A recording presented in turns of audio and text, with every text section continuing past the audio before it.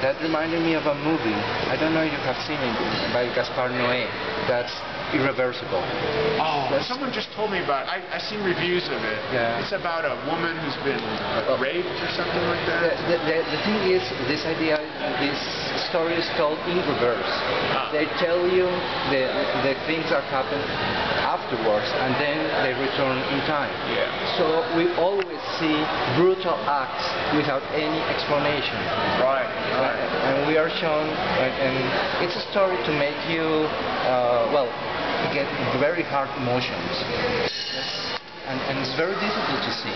The first time you see, you hate it. I think I'm probably going to have to watch this movie. Yeah. I'm sorry to interrupt you. It's got a very good point, but by the way it's written, it's every revenge, every violence is senseless.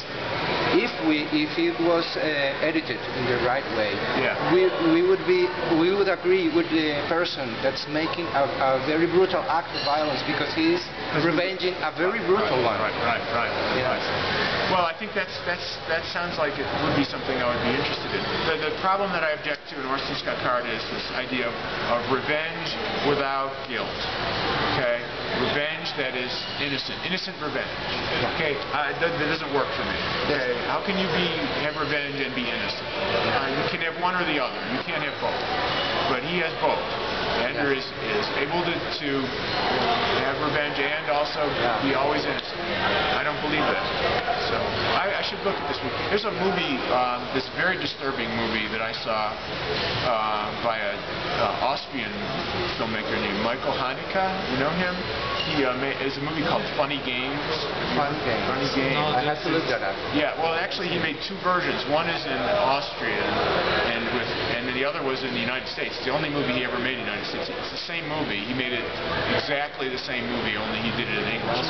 But I think the Austrian one is a little better. But it's about the way we in the audience like to identify with. We like to be entertained by violence. Okay, and it's hard to watch. It's very hard to watch. Okay, so anyway. Just two more things. Tell us a little about your work as an anthologist. For example, this is a great piece of a book. My English is not so good to describe all the work you have to do to select, to create the work of all these great writers.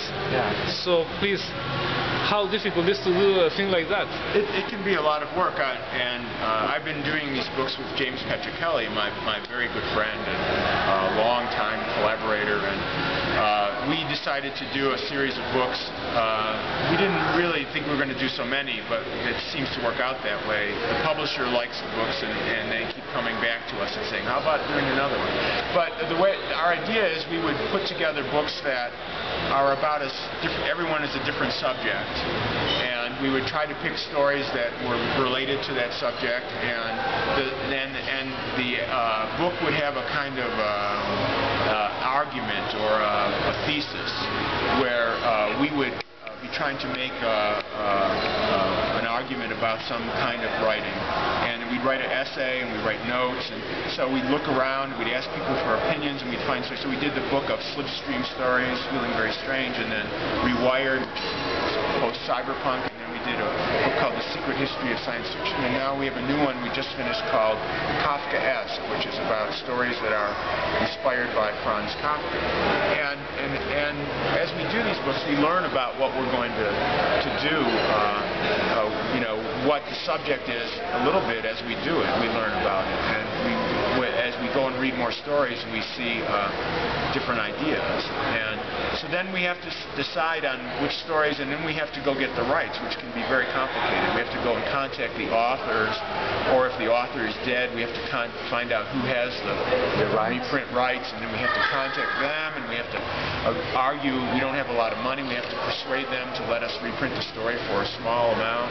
So sometimes we can't get certain stories, or we have to pay more than we want, and it takes a long time to negotiate all these contracts, and then we have to put the the manuscripts together, and we have to write our introductions. And so it's a long process, but it's also, the reason I like it is that I feel like I'm a teacher, and as a teacher I like to present stories to my students. Yeah. And this is sort of like that. You know, when you make a book of this sort, you say, look at all these wonderful stories, think about how they all are talking about the same thing or are related to one another. Maybe you haven't thought about that before. Here's an essay we write in the front that makes an argument about why we think these stories are important or good, and then it's like teaching a class, only it's for everyone who buys the book, and that's been a lot of fun. We don't make very much money from it. After all that work, we make a few $100s each. It's not a how has this book been translated much? No, actually that's one of the problems is when we buy these rights, sometimes certain writers, most of the writers we can get all of the rights to translate and everything, but some writers in every book we only get like the right to reprint the one story in English, and therefore the publisher would like to do translations and would like to do e-books, but we don't have the right to do the e-books. Yeah. So that's been a problem. I mean, what would happen is if they do translate or do e-books or publish them elsewhere, they probably would have to take some stories out because we wouldn't have the right to do that. Or else we'd have to go back to the writer or the editor and pay more money. Yeah. So.